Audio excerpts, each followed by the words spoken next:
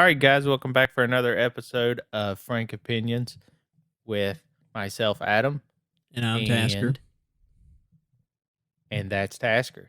So this is the third episode of Frank Opinions. If you've listened to the last one, which I really hope you have, then you know that I left you on a cliffhanger. So that cliffhanger is there was this movie once. I'm sure you guys have seen it. It's called The Avengers Infinity War. So most of everyone I'm figured listening to this has seen that movie. And if you stayed all the way through the end at the credits, there was this just awesome scene. So so we all know at the end of Avengers, Thanos gets all the Infinity Stones, snaps his fingers, and half of the universe disappears. By the way, this is heavy spoilers, just in case anyone hasn't seen it. I would hope that everyone has seen that movie. I hope so. Because, I mean, if you're here for the entertainment buzz, that was one of the biggest movies of all time with the cross platforms and, all the movies coming together. It was honestly a great cinematic experience. It definitely was. So this is obviously back pre-COVID when you went in a theater and it was plumb packed with hundreds of people and it was good times. But anyways, at the end of it, half the universe disappears. It goes to the credits. You're like, oh my God, this is the craziest stuff I've ever seen. And then after the credits roll, it comes into Nick Fury driving an SUV. So he's seeing all this chaos taking place, people turning into piles of ash and just chaos in the streets. So they eventually wreck the car. I think they wreck it or stop it at some point. Yeah, they stop. And he gets out and he pulls out a pager and then he turns to ash. And then that pager is the emblem of Captain Marvel. That was it. That was all the spoiler there was at the end of Avengers. So you just watched half the universe disappear. And the extra scene at the end of it was a ploy for Captain Marvel. For nothing. Probably the worst freaking extra scene there was in a movie to date. I sat through 35 minutes of credits just to see that crap. Because I wasn't stoked for Captain Marvel at all. See, I haven't even seen that movie yet. I'm looking for a little bit of tidbit for the next one, for the end game. But no. I got Captain Marvel. So there was me and 6 other people that stayed. And it got to the end. We even stayed a little bit longer. So we could get through the end. And see if maybe we were shystered. And then the lights came on and the people came in the sweep. And we were like, what the F just happened?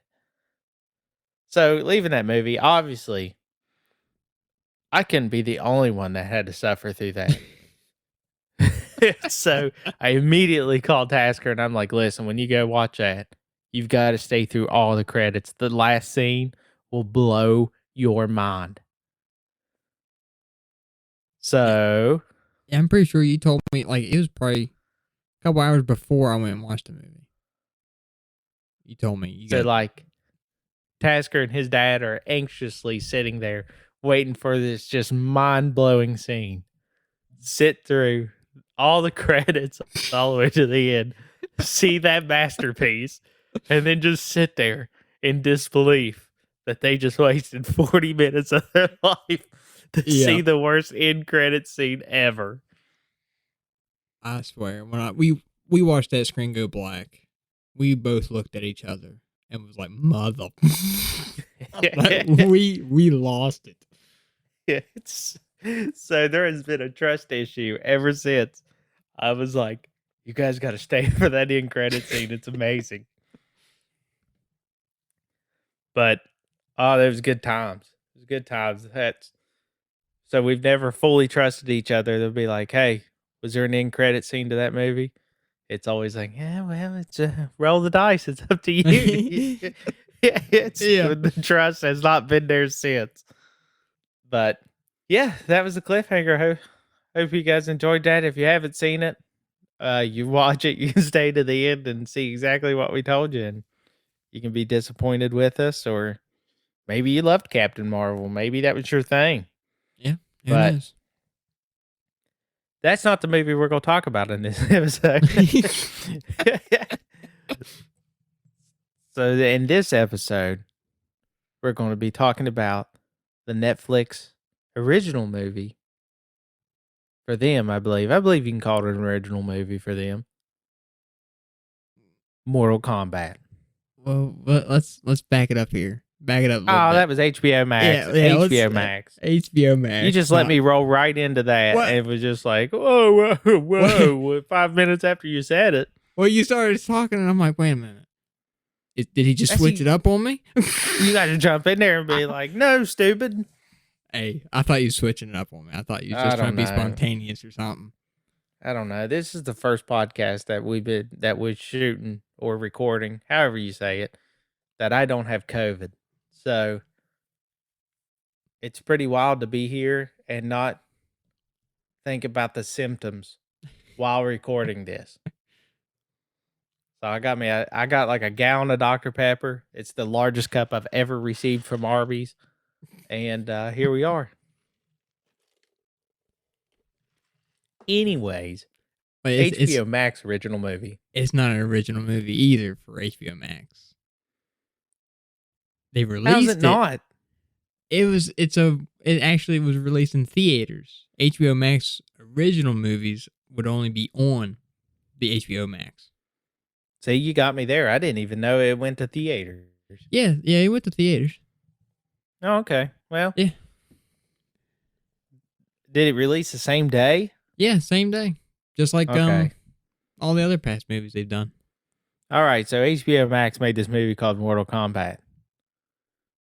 I think I'd only watched fan made trailers, thinking they were official trailers for like a decade. I mean, is that not true? Like, Yeah. we hinted at like a Mortal Kombat remake for at least a decade. Yeah. Oh yeah, for sure. So we get in this movie again. Spoiler alert: if you haven't seen it, it is a relatively new movie, and if you grew up under a rock or on another planet, which other planets may have had it, and you don't know what Mortal Kombat is, I don't even know what to say to that. Like, best fighting game. Yeah, It's hands down. Yeah, I mean, you had all kinds of other fighting games like Tekken and Killer Instinct and Capcom. I mean, anything Capcom made with Street Fighter, and then you had a bunch. But to me, Mortal Kombat was the fighting game. Yes, for sure. Many hours spent on PlayStation 1. So obviously, this movie they made, I think, two of them. That was in the early '90s. Was it '90s or 2000s that you had Mortal Kombat and Mortal Kombat Annihilation? Yeah, it was those. It was early '90s, I believe, like 94, 95, something around there, mid '90s, I guess. Yeah, so those Mortal Kombats were actually rather enjoyed them. They were they were actually pretty good movies, and I think that's why it took so long to do a remake of it. Yeah, those. It's been a long time since I've seen them again, but they were pretty good. I liked them for at the time. Yeah, yeah. I mean, for at the time with CGI and the actors in it, I think it done a really good job for that era. So then we fast forward up into this HBO Max one. And what was your thoughts on it? this one was probably the best movie of 2021. Yeah, I mean, I've literally probably watched it 5 times. I mean, it's up there for best movie. I was excited for it, but when they first released that first clip of Scorpion fighting SubZero at the beginning, after I watched that, I was ready for the whole thing. Yeah. Yeah, I mean, you start right off into that movie with an origin story. The 2 biggest characters in Mortal Kombat, Scorpion and Sub-Zero. And, I feel like that really set the tone for that movie. Like, you get, traditional Japanese, and it was, of course, Scorpion was Japanese, right? And then, uh, Sub-Zero was Chinese? I I, From looking at the dialect between the 2, I it looked think like so. Yeah, Sub-Zero could speak both Japanese and Chinese, yeah, he can speak but both. it seems like, which he done Scorpion injustice there, because he Scorpion's trying to talk to him, and then he's like, "I'm not really gonna speak Japanese, although I know how to." Yeah, But so you get that origin story right off the bat, and I loved it. And I mean, I'll just keep going through the things I love. Character development it worked. seemed pretty good on a lot of the characters, but I feel like on some of them they may have rushed it because they were trying to fit so much in a 2-hour time frame. Yeah. The only So thing I didn't care for was the main character, Cole Young. yeah, Because yeah. he So wasn't. not in any of the Mortal Kombat games or universe whatsoever. He was a HBO Max original. Yeah.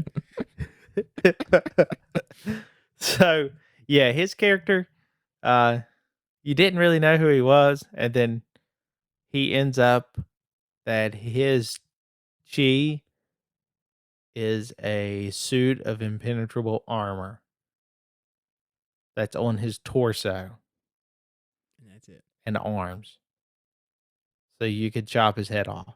Yeah. So he's a very tough guy unless you go for the head. Yeah.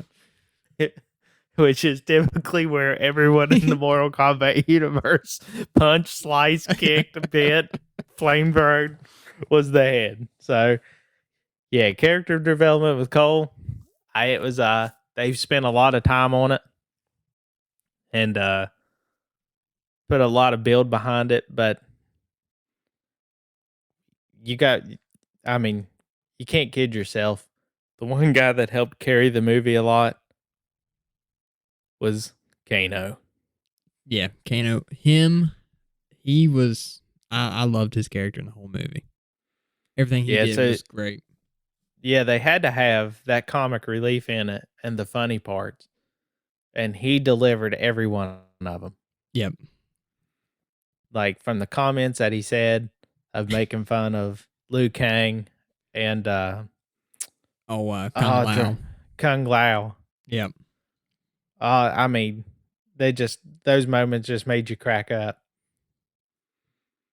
because like, oh, he's wearing a hubcap as a helmet.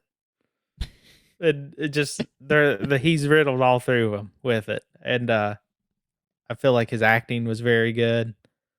I don't think I'd seen him in anything else. Yeah. I not really any of the actors in this. Maybe a few, but all of them I think were pretty much new. Yeah, I've seen Jax in something else, and I've seen Sonya Yeah. in another movie, and I'm trying to think. The guy that played Scorpion, he was in a bunch. He's in a few Yeah, things. yeah, he was in like John Wick, Yeah. and yeah, he was the most famous actor I'd believe in that movie. Which is another thing that I really loved about it, is that they didn't pull some major star power in it that would draw away from other characters. Yeah. Because if you watch the mid '90s one, the focus of that movie was around Liu Kang Yeah. as being the tournament master. Where on this one, I know that it was focused around Cole, but I don't feel like it mainly focused on him in the tournament. No, this Mortal Kombat more for me. It focused more just setting up a bigger universe that they got going. Yeah, right. It totally just built on the Mortal Kombat universe, and I love that about it. We didn't focus just on one character Yeah.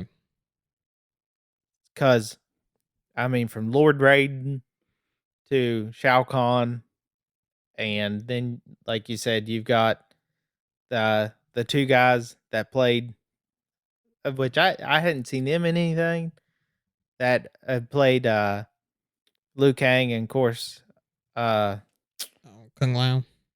no, not Kung Lao, um, Kabul, right? Uh, Cabal. Cabal. The guy, even with him, Yeah, I the was. actor that basically voiced him, I didn't know him either. Yeah, I think the guy that played Cabal, I think he done some voices on like video games and stuff like that, but it wasn't nothing major.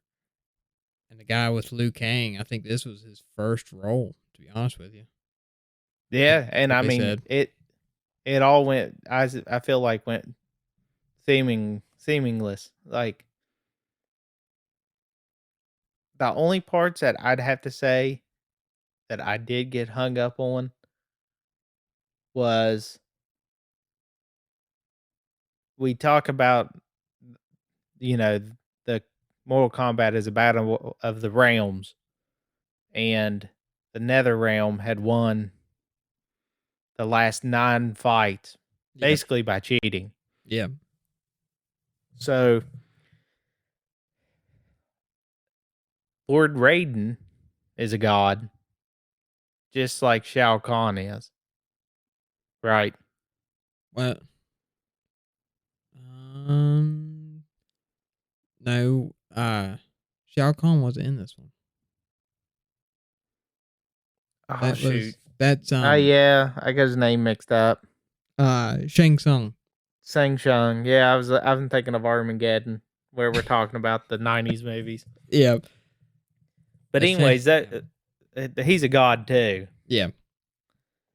So they cheated on 9 tournaments. We get to this one. They're cheating again, but Lord Raiden wouldn't intervene because that is against the rules. So they are one cheating tournament away from ruling the realms. But we're not going to get any interaction by any of the other gods. What the heck? Yeah. Like, where's all the other realms? Yeah, that part would be yeah.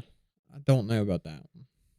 But like you said, they may be building the universe to show previous tournaments, or Yeah. I mean, like if you maybe, think about it, it's like down the road, like once we get like Mortal Kombat 2, 3, and 4 out or something like that, it'll all make sense. yeah, maybe the Nether realm had already killed out the other realms where they didn't have any competitors. Yeah. But other than that, I really didn't have any complaints about it, and I'd actually seen a lot of reviews where people hated it.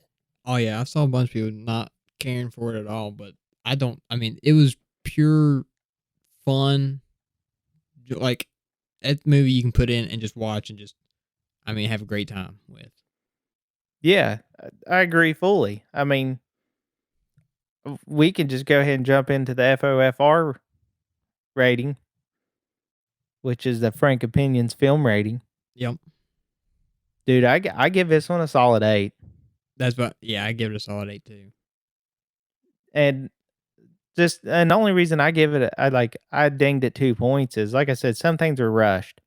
Like at the end when you get your main fight scene again, where Scorpions come back from hell and he's fighting.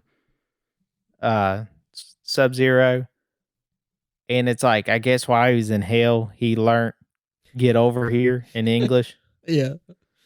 So That was the I only guess phrase he was down there just rehearsing the whole time.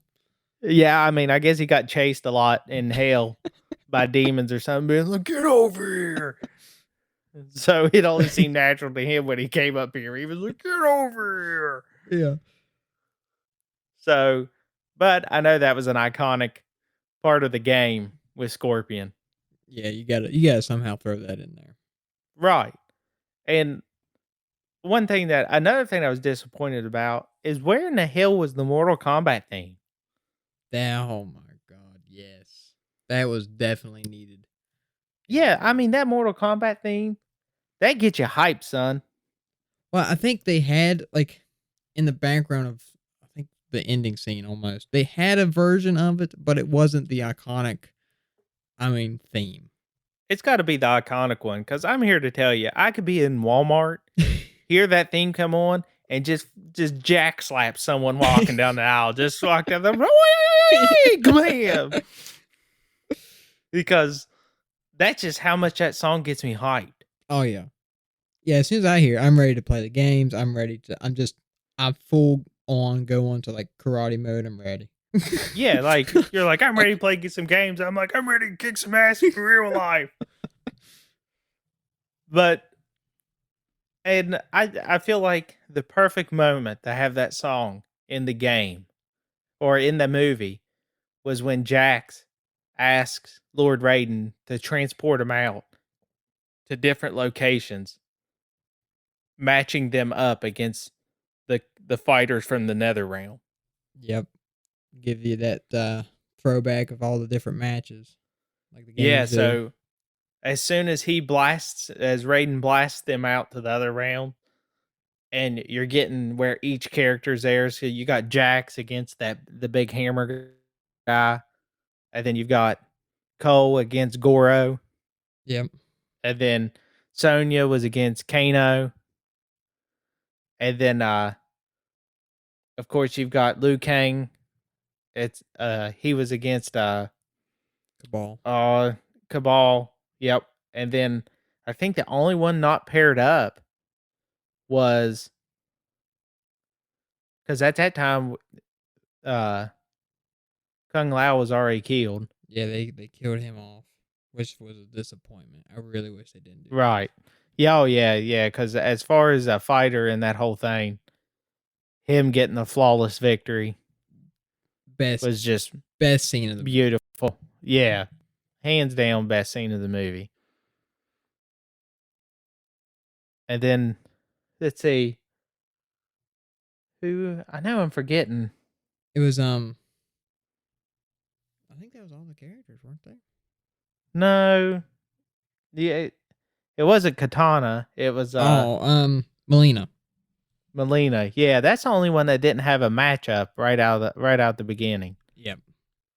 But anyways, when they blast them out to all those different areas across the realms to do the fight, that's when the Mortal Kombat theme should have came in. Yeah, if that Mortal Kombat theme kicked in on as soon as that scene started, this movie would have been the greatest one of all time.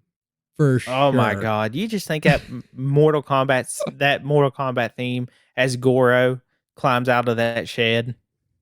Um I'd have Oh goosebumps. my god. Yeah, right. I'm getting them just thinking about it. Yeah, so we need like someone needs to It make an edit of it or something. Yeah, right. I mean, if by some rare chance that someone at HBO Max and the producers of that movie listen to this podcast, I beg you to redo that scene, adding the original Mortal Kombat in the theme song. Oh my god. Yeah, we need the Mortal Kombat theme cut.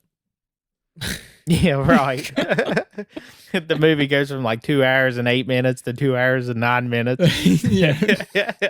Just that. That's all we need. The Mortal Kombat theme cut. And then I guess, I mean, while you're in there, I'm just saying, if you're going to go ahead and just reshoot that and add that part in, you can add Tom in at some point. More, I think he should be added in at the part where Jax crushes the old hammer guy's head, and he can be like, "Whoopsie." That was one thing too. I wish they had in there. Oh man, if And he just randomly like stepped into the frame of, I'd take it at any of those fight scenes. oh yeah, anything would have worked. I know they're probably thinking it's probably cheesy for their movie, but that would have been such a classic move of him showing up and a Oh classic yeah, callback to the original games and everything like that. yeah, like when Kano gets stabbed in the eye with a garden gnome. Yeah. Whoopsie. It's just been epic. That, I mean, these are the funny things that I'd love to seen in it, but they didn't make the movie any less for me. No. The movie is still amazing how it was. Which I think the director, he did say that they did work the part in for Whoopsie. Like they did have it in the movie at a certain point. Oh my But gosh. they took it out because I think is what they says it just didn't fit. Like didn't feel right. I'm telling you Oh, now. I don't care if yeah, it didn't feel yeah, right. It would right. have felt right. It would have felt great. That would have been awesome. Just to see him pop in the frame. Yeah. But at the end of it, it looked like they were paving the way for the next one. But they've already Uh, pretty sure they greenlit, so they're going to start on the second one now. So there should be yeah, another that's one coming. fantastic because we we leave that end of the movie with Cole going to Hollywood to get Luke Cage, or No, not Luke, Johnny not Luke Cage. Cage. I'm Johnny Cage. God dang, I'm crossing platforms again. Johnny Cage. So, who do you think they're going to put as Johnny Cage? I've heard so many people. Uh, I heard the WWE wrestler, The Miz, wants to do it. I don't know I'm if done you. with wrestlers. They do not need to be in movies anymore. I Do heard. not. If wrestlers are here to be, do not further your career. Stay with wrestling. I heard him. I've heard Chris Pratt. No, negative. I've heard Ryan Reynolds. God no. Um, but I don't know who I'd want as Johnny Cage. I I really don't don't. want any big ticket names, man. But that's why I like. Out of Ryan Reynolds, I think could do it with like his the charm and the sarcasticness. I think he could do it, but I don't. If you put him in there, I feel like it'll just steer clear of all the other characters. I mean, 'Cause, if we're going big names, this may be a stretch. I think Zac Efron could do it. hey, I think Zac Efron could do it. Because I Because, mean, I mean, he's got the pretty boy look. yep, he's got the Johnny Cage Hollywood look. Exactly. Yep, And he's built like a brick shit house. yep. So I think it would be a different role for him. It definitely would be, and I think it would work. Because you got to think Zac Efron he's not a real big name. I mean, everybody knows him, but he's not. Yeah, yeah. He's I mean, not real big. he went from singing in Disney originals to playing Ted Bundy. So Yeah. I mean, he had a Yeah, I pretty mean, big swing there, but we ain't seen him as a fighter. Yeah. I think that'd be a good choice. I like it. I'm thinking of other people that has that kind of fighter-esque to them. And like, I don't you think of people who've played starfighters, like take like Jake Gyllenhaal. Yeah. Like, that's one of my favorite fighting movies. But I just don't know if he has that pretty boy look that Johnny Cage had. See, I think if I was the Mortal Kombat people, like I'd want to go. I think Zac Efron because he's young and he can go on for. Because I mean, Jake Gyllenhaal, he's a fine, great actor, but I think he's a little too old to sign up for like a big franchise movies. Yeah, and I mean, I might be stuck on that mid '90s uh portrayal of Johnny Cage where like the women loved him. He was a Hollywood actor. Everyone loved him. I mean, hell, Scorpion got his autograph. Yeah, yep. So I don't know, man. If you HBO Max officials are listening, I seek out Zac Efron, man. Oh yeah. I think he'd be a good choice. I like it. But I think it's going to close out this episode. I greatly appreciate everyone tuning in, downloading, listening. Give us your feedback. Talk to us. Let us know what you want, what you don't want, and let's keep building this. I Yeah. have a lot of fun doing it. Oh yeah. Give us some topics what you want us to talk about. Tell us what you think about Mortal Kombat.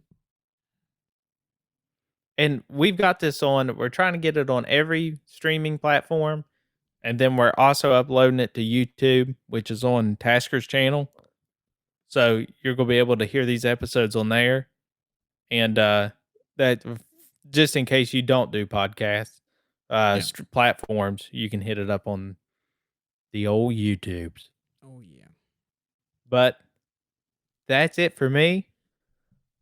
We will see you guys on the next episode. And that was Frank Opinions. Y'all take it easy.